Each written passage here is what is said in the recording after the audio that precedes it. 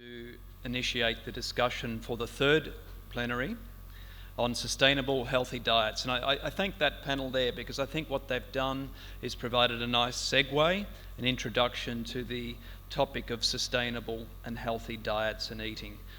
Could all of the other panelists also come up to stage, please, so that we can get started immediately, and then Regina will introduce, or you can introduce yourselves. Thank you. Could please my panelists, would you please all come back? Pungkas, Anand, Christa, Arif is here. Yes, please have a seat. I guess I will be standing. It's okay. We are four. Pak Pungkas, yeah. While the panelists get started and seated, I think we are debating sustainable healthy diets. And that's a very challenging term, and I'm not quite sure that everybody knows what this actually means, sustainable healthy diets. I mean, sustainable in terms of food production should be good for the planet. Healthy should be actually good for us consumers. So there is a big challenge to actually link those two sectors. You have the sustainable food production and you have a healthy consumption. But when you look at the consumers, or when you look at the situation in Indonesia, for example, or in Asia, or in some of the developing world or emerging countries, you still have a lot of consumers, people that actually fall off the grid to buy healthy food because they just can't afford it. They do not have the budget for it. But you also have a lot of consumers who do not have adequate nutrition awareness, so that they are very well equipped to make choices, so that they make food choices that actually they go for the healthy food and not just go for the calorie food, so that they actually are not hungry anymore, because they should look for the quality. Now, you're all consumers, you all go shopping. I mean, just think about how you are choosing your food. Do you look at the nutrition labeling? Do you think about, is this healthy? Or do you actually go and you buy because you like it, it's a great taste, my kids love it, my wife, my husband, etc. So keep that in mind. And I think the third point is also that in some areas and in some regions, there is just no healthy, nutritious food available. That might be a challenging statement, but that's the reality. And we will hear maybe later from one of the panelists that it is extremely difficult and extremely expensive in certain areas in Indonesia to buy healthy food and to actually have a healthy diet. Now, I don't want to go more into this because I think we have a wonderful panel from the private sector, from the UN, from BAPPENAS, and I think we will have good examples. The last point is those who have looked at the Jakarta Post today. There's an article in which actually it's, again, alarming for Indonesia not to recognize the tremendous issues that are still there for nutrition. The article just describes that about 60% of the children do not eat a healthy diet, those kids under 5. And what this means is they do not have a diversified diet. And a diversified diet is basically a colorful plate. You eat many, many different foods. And you all know that a lot of times the plate is very white, which means it's just rice, rice, rice, and some little other spots, maybe green, some veggies, and so on. So keep that in mind, and I really recommend that after this meeting tonight you read the Jakarta Post. It's on page 2, and thanks to my colleague and friend who actually pointed this out this morning. Read it, it's very eye-opening for you. So with this, I would like to ask the panelists just to introduce yourself before I go into asking questions. Arif? Yeah. Hello everyone, my name is Arif. I'm with Herbalife Nutrition. Oh. Can you hear me? We've been in Indonesia for 21 years now, and we've been keep our effort to promote healthy, active lifestyle and balanced nutrition. Good. Christa?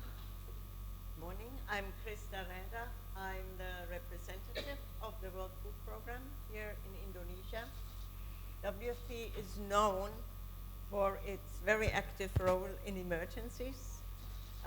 It's huge because of that, but there are countries in this world, mainly in Latin America, and here in Asia, it's India and Indonesia, where we do not deliver anything ourselves. We engage with governments and the society at large on improved nutrition and also on emergency preparedness, supported by analytical work on food security and nutrition. But Pungkas, we know you already, but you can repeat again. Sure, I would like to introduce again once.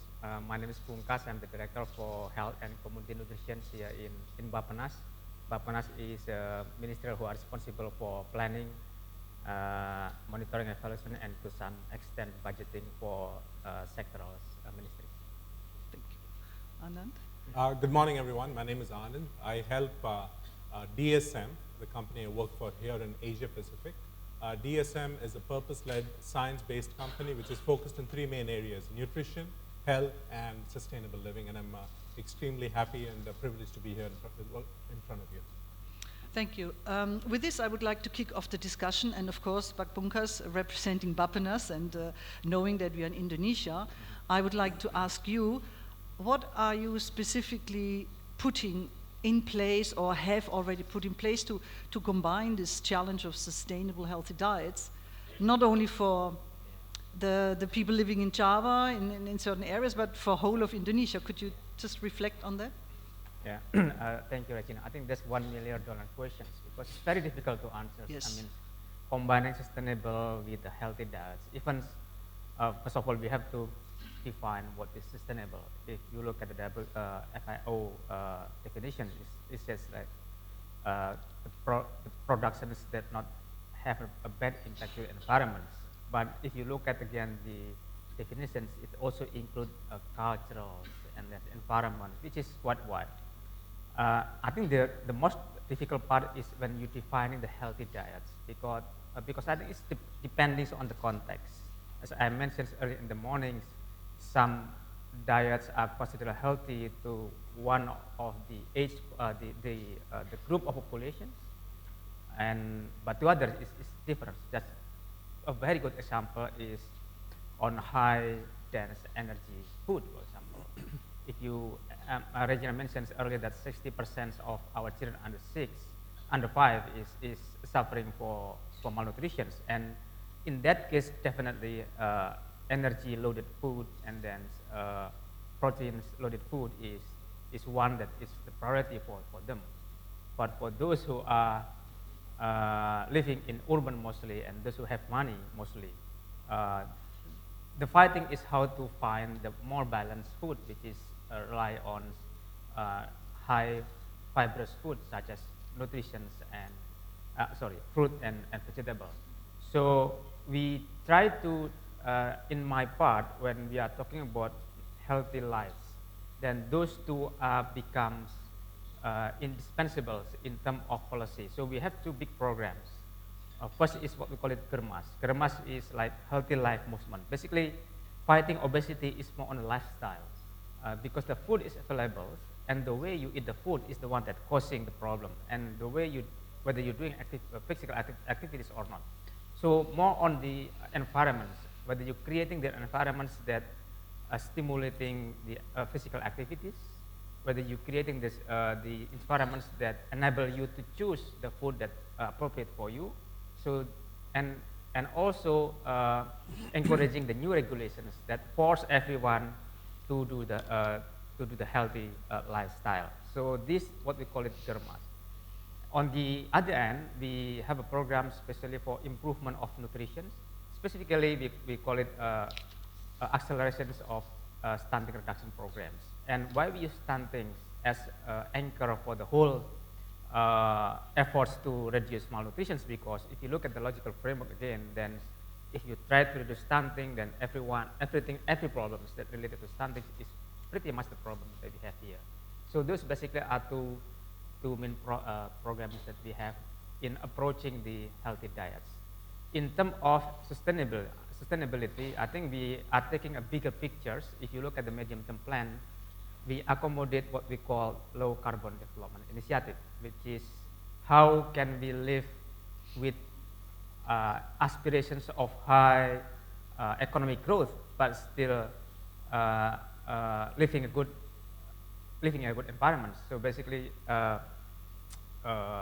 compromising both economic growth and the constraint within the environment. And we have that programs and mostly focus on limiting the deforestations and then peatland deforestations, as well as improving the renewable energy. So that's in a broader sense because I don't see there is specific food that you grow specifically for sustainability. I mean, it depends on the environments, what kind of food you grow and what kind of environments you grow, and then you can define whether the environments and food production is sustainable or not. Thank you, and surely just to make a short comment on this, it's absolutely challenging in Indonesia because you have to deal with different assets and facets of malnutrition. And also the sustainability is really challenging. And we are talking about diet, so we do not talk about one food or two food. We are actually talking about a healthy diet, which is composed by several different foods. Yeah. So as long as they are produced in a sustainable way, then you might meet the sustainability. And this is the challenge, but yes, I will come back and ask maybe a bit more questions about that. Christa, from your perspective, being the World Food Programme representative here, how do you see some of the challenges, but also some opportunities, let's be positive as well, in achieving sustainable, healthy diets for all in Indonesia? And that's why I say for all. The country will have to comprehensively address nutrition, and that means malnutrition in all its forms simultaneously. And a lot of this has to do with behavior and behavioral change, being a responsible citizen. No matter if you are at the production side, if you are at the private sector, logistics side, or if you are at the end of the scale when you are the consumer. A change in behavior for the first 1,000 days, where a lot has to do with wrong behaviors. In the first instance, of course, lack of knowledge for better behaviors, but then also with regard to overnutrition and micronutrient deficiencies. What would be needed, but what has already started, and this is to be commended, is a movement for healthy diets, like you have with Germas. And it goes beyond just the diets, and that is important. The earlier panel also pointed this out. It's about a diversified plate on a daily basis with rice, yes, but also with fruit, vegetable, protein sources. It's about clean water. It's about drinking water instead of drinking sweetened beverages, very important. It's about physical exercise. All that together is in Germas. And I think this is a fantastic opportunity, but it has to be everywhere. Now, not everybody has the money, as you have pointed out, to afford such a diet. And there, I think also the government is to be commended for its social safety nets, where the Ministry of Social Welfare Social Affairs has multi-purpose cash program for the poorest, and on top for the absolute poor has a voucher program for a more diversified diet. It was initially only rice, now eggs and other items have been added or are to be added. The amount also had been adjusted to the cost of a healthy diet. So research results were used in order to increase the amount of the transfers. These are two good examples. Another example here in Indonesia is food labeling. You are doing this. If it's absorbed by everyone, one has to look into it. Also, that advertisements are not allowed with children below 5. Advertisements on food, on junk food, ready to eat food. So there are some good opportunities to start with.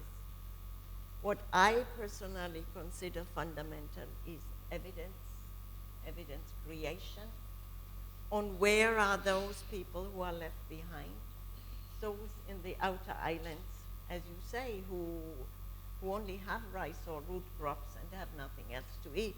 So what specifically needs to be done for them?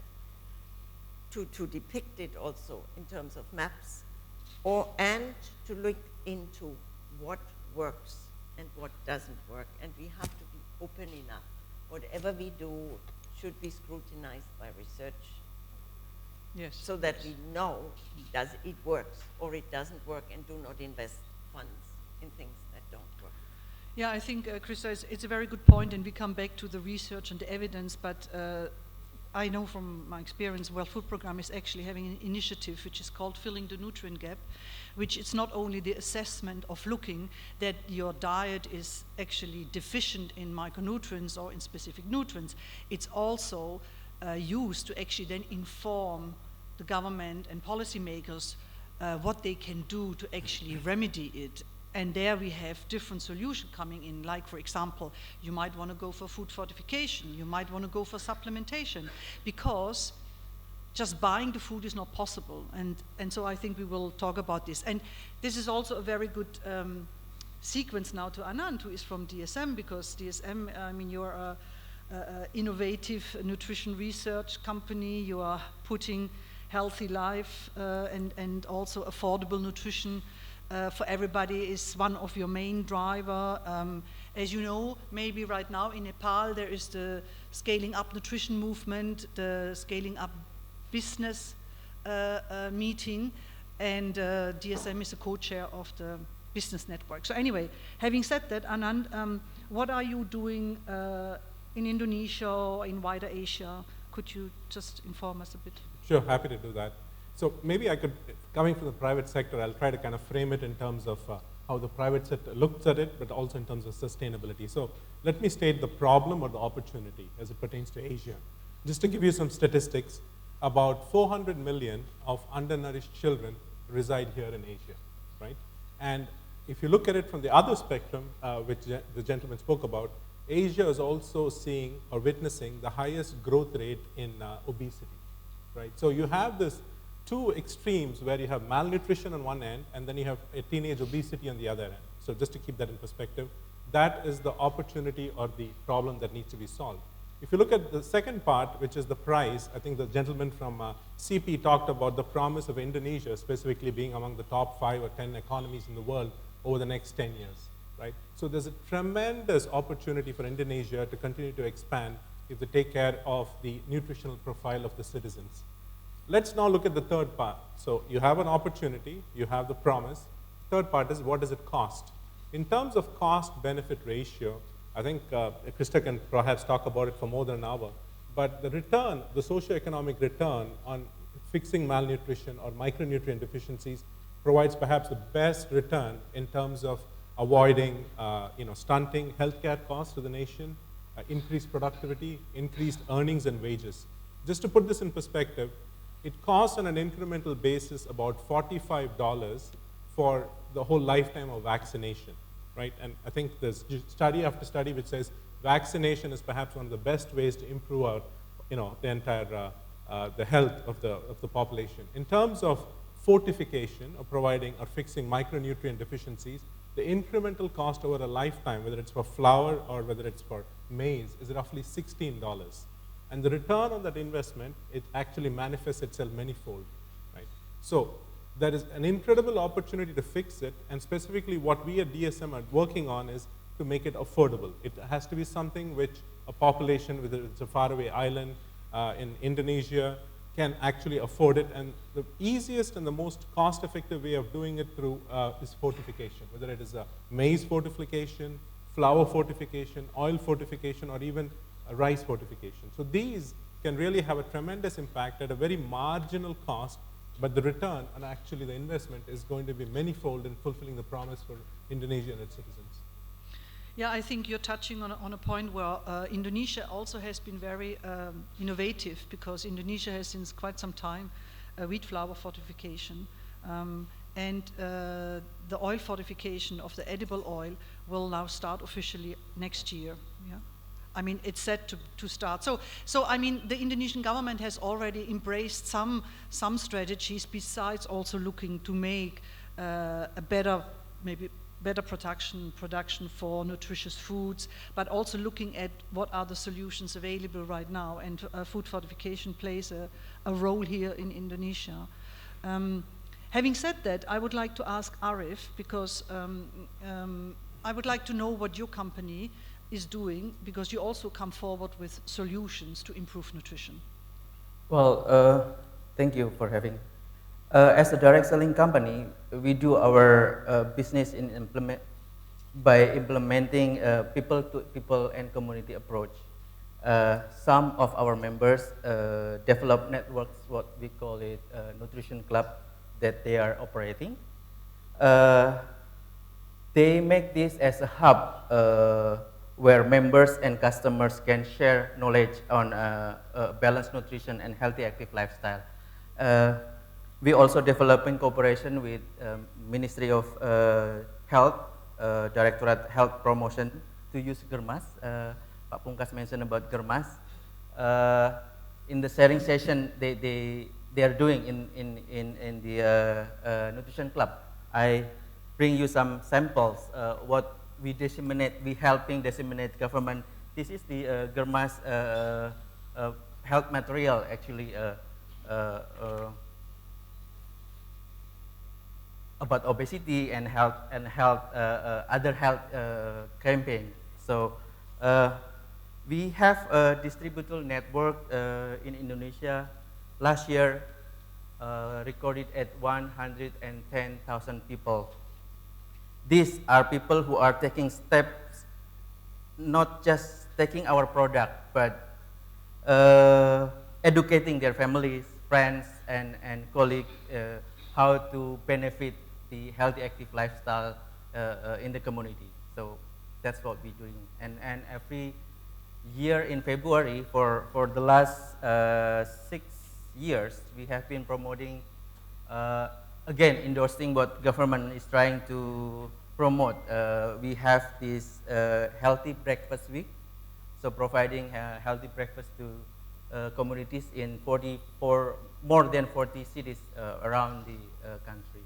Yeah, just staying with you, Arif, I have a question, because how do you gather, because we just talked about data in the previous panel, how do you actually gather the feedback from the consumers? I mean, do you look in how they react, and can you share some lessons learned?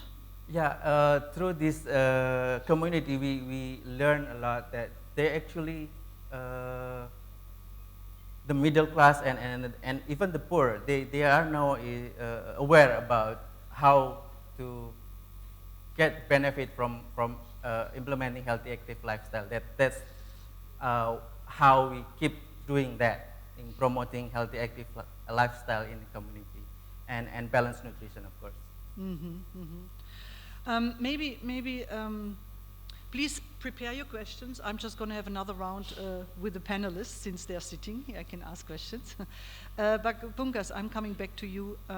Would you like to inform a little bit more about are there any specific activities for the outer islands, or is there any specific initiatives around fortification? Would you share with us a bit more? Yeah. Yeah, I think about fortifications, that's already part of our medium-term plan. In fact, it's already mentioned by Anand that is one of the most effective interventions in combating malnutrition. And next year, by 2020, there will be should be mandatory fortifications for palm oil, and then at the same time, there's a mandatory for oil packaging. So oil that's sold to the community has to be packaged. That is very important component of fortifications as well, to control that such oil are fortified. And then actually we also already fortified for a long time salt iodizations, and then flours. And now for the flour we try to revise, because we found that the fortificants need to be improved, and then it should be in force 2020 as well. So new type of fortificants. And then for rice, this is quite challenging. I mean, we tried to fortify rice through the huller, but it does not work well. Why? Because there are so many producer of a small scale producer of rice. So it's very difficult to control. I think one of the key success for fortification is you have a big producers. So it's easier for you to maintain. That's why oils and then flours is quite easier. Not so much for salt, because salt is also very difficult, especially in the eastern part of Indonesia. So the oil also has the rice also same problems. So what we have now in our medium-term plan is to try to introduce the biofortifications to rice biofortifications, what we call it. And I think it's already introduced, and it targeted by 2024, 200,000 hectares of rice produced using that kind of methods. So I think biofortification is one of we should go. I believe that biotechnology will advance more, and then we can use that opportunity to improve the quality of our nutrition. In terms of outer islands, I think the main problem for the outer islands, or those who are living in remote area, are how we can use the local food as the source of their nutrient diets. The problem is that what we have now, there are a lot of programs from the governments by supplementing food. So we have a food supplementations for children under 2 up to 5, and then for pregnant mothers as well. But these pre-manufactured food, which is sometimes people in NTT and Papua doesn't like flour, probably they like local food more. So the challenge is how can we formulate the product which is high nutritious food, we can add more on that component, but using local component. I think this is the big challenge, because so many cultural community here in Indonesia with their own preference, and it's very, very difficult. We don't let them people just to create local food, because sometimes local food also not nutritious. For example, in Papua, if people only eat sagu, for example, that's not good. I mean, that's not enough. We need to add some more. So this is the area that we need to improve. How can we produce local food that meets the requirements for, especially for 1,000 days of life, the first 1,000 days of life. Christa, do you want to add on to that? I think in general, also the production of fruit and vegetable will need to increase, and wherever possible with the water available, communities should go into the production for themselves in the first instance, but also then for the market. But for the market, there will need to be special provisions for cool houses, etc., to maintain that the fruit and vegetables stay fresh. But I think changing the behavior in the rural areas towards own production of fruit and vegetable already would make a difference for many of the remote areas.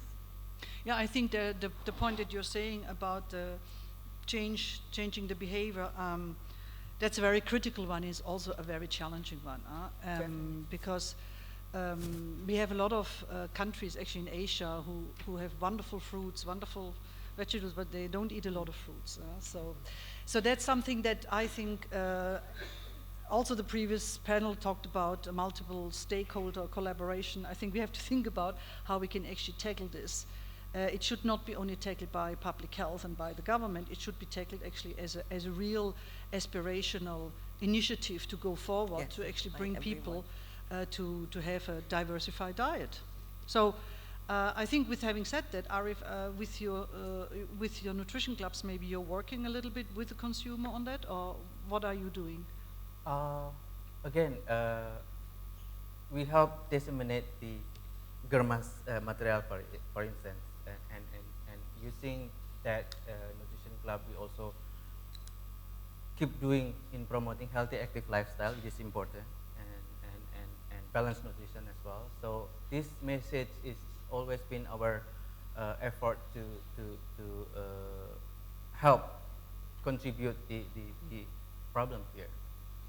Anand, do you want to add something? Because I know from previous life, I've also been in that you have also as a company engaged in some of behavior change series. You use the TV in the Philippines. Do you know that? A little bit, yeah. A little bit, yeah. But I think, I mean, all the panelists are right. I mean, a lot of the issues are basically, food is basically a local phenomenon, right? I mean, it is not something that can be globally dictated. And a lot of it, I think, will have to be with accessibility, with driving the behavior change that Christa said about growing the fruits and vegetables.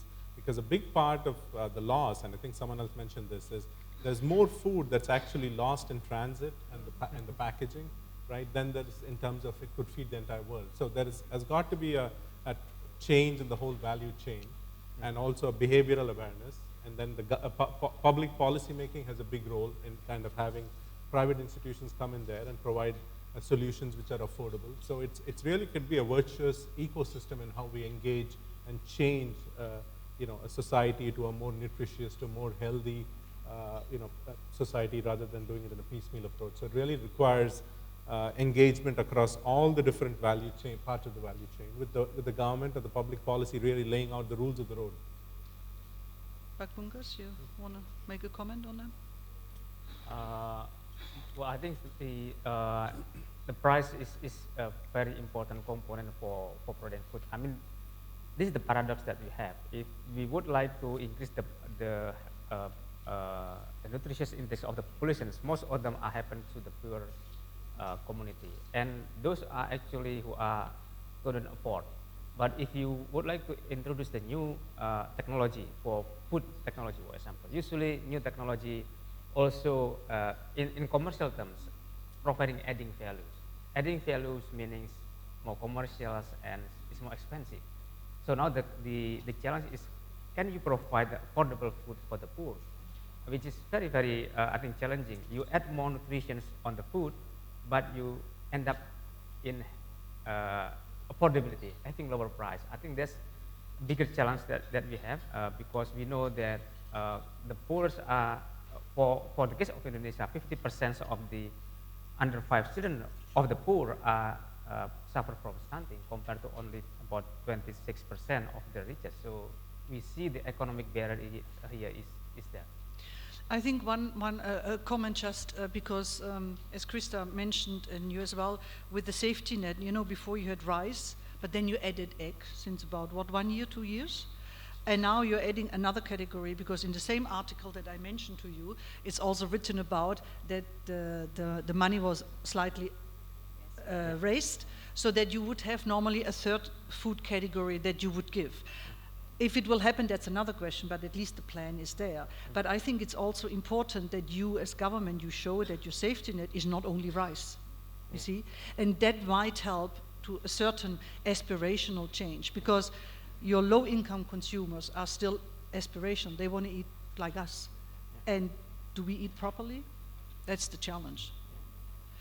Do we have any questions, please? Please don't feel, or are you already thinking that you will have your lunch?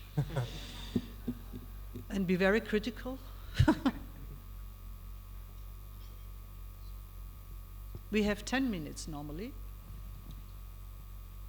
But if you don't have any questions because you're just overwhelmed, is there one question? I don't see the slide is blocking. Okay, there is somebody here, please. And please state your name, your organization, and either to the whole panel or you just ask the question. My name is Matthias. I work for a local company. I'm just, represent a citizen of Jakarta. I just want to know when it comes to diet, I don't know how many nutritionists in the public school, because the governments are giving a food stamp. Is it good to have this the people that know the diets at the end point of the demand instead of at the company when they're making the products? Because a lot of in Indonesia is a lot of people that work for this diet. They are part of the source of the companies. When they're making a new product, they say this is a nutritionist, but it's actually is at the end, maybe in the school. If you see in Indonesia, there are 170,000 schools. Is there any school that providing at least a good healthy food? Yes, I think I will give this to the panelists. Christa or Pungkas? The Ministry of Education and Culture has a school meals program called Pungkas. And it is there that a local value chain is created, from local production to local consumption. At the school, a healthy plate, a healthy diet. And this is in fact a very good example on how to get children who our later adults get used to a healthy consumption. So the program exists at the moment. The discussion is, will it be locally funded, will it be centrally funded? But the program is there, and we are there to support this experience from around the world. Yeah, can add more. I think the main concern here for the school meal program is on the resources, as Christa mentioned. If you look at the, we do have a plannings because we know that we have limited resources, especially if you rely on the government resources. So in that case, we make a priority, and as a national priority, that for the whole community, the national priority is the first 1,000 days of life. Now, if you have resources and then you can do school meal program, this is it's very beneficial. Study shows that school meal programs improve the attendance of children, also attentiveness during the process. But in the context of reducing stunting, that's probably not really relevant. So as long as you have a good resources, if you rely on the governments, then we have to be very careful allocating the resources. As what we have discussed with the Ministry of Education is they can actually use local resources. There are a lot of local resources that are local government that are willing to do some school programs. But there is also segment of populations under the authorization of Ministry of Education, which is early child development, early child school, which is from 3 to 5. Those are the intersections between the target of stunting reduction, which is children up to 5. So basically, children between 3 and 5 are also can be provided meals during that school, during school times. But I think Ministry of Education also plays important roles, not in terms only providing food, but in terms of education, because their main job is actually educate people. So if we can use the education's platforms to reduce stunting by improving the behaviors, by improving the knowledge, then would be very ideal.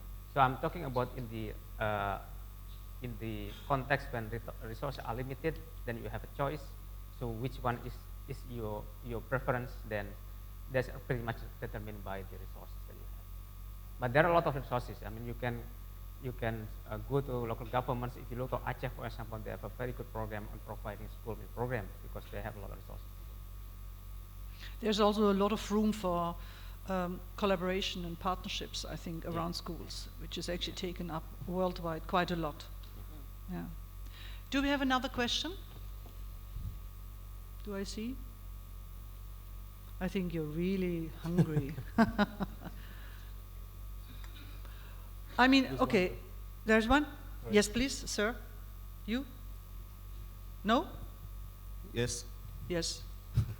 There. Okay. Oh, Sulaiman. Yeah. Okay. Sulaiman from GIZ. I'm interested when you discuss about rice fortification. Yeah, I think that is a very effective tool to improve the nutrition of the people.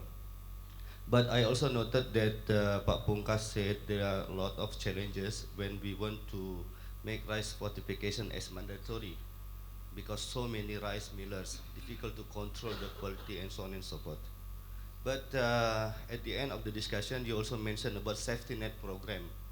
With 15 million people received the BPNT rice or rice skin in the previous years, is it possible for Indonesian government to start with the safety net program first to distribute this fortified rice, yeah? Or maybe like Bapak just mentioned about the school feeding program, distribute of fortified rice. Just want to hear your opinion on this. Thank you. Please. Thank you. I think the decision is highly political. I mean, if you look at from the programmatic side, I think it's possible. Because you cater to specific populations, those who receive the rations, actually those are the poor, the poorest, poor of the poor. So those are the right beneficiaries who could be addressed by fortified rice, which is intended to increase their nutrition status through the staple foods. And I think this is highly effective. What the problem with the previous program that we have is because the program is very limited. It's very limited. It's rely on huller that is spread everywhere. But if you have a targeted populations, that could be some way to proceed. I think the problem that we have before, there are so many factors influencing the decisions at that time. First of all, because of one of those are the fortificants. We tried efficacy study and it shows it's not really effective. So the question is whether the fortificants or the way we provide food or the way the food is distributed among the populations. As you know, Raskin is distributed equally among the populations. Even though we know that there are certain households who should receive that programs, but to avoid horizontal conflicts, usually they divide it among all the populations and their neighbors and all these things. So it doesn't achieve the program because it was consumed by everyone, and the minimum consumptions to fortify to be effective is not met.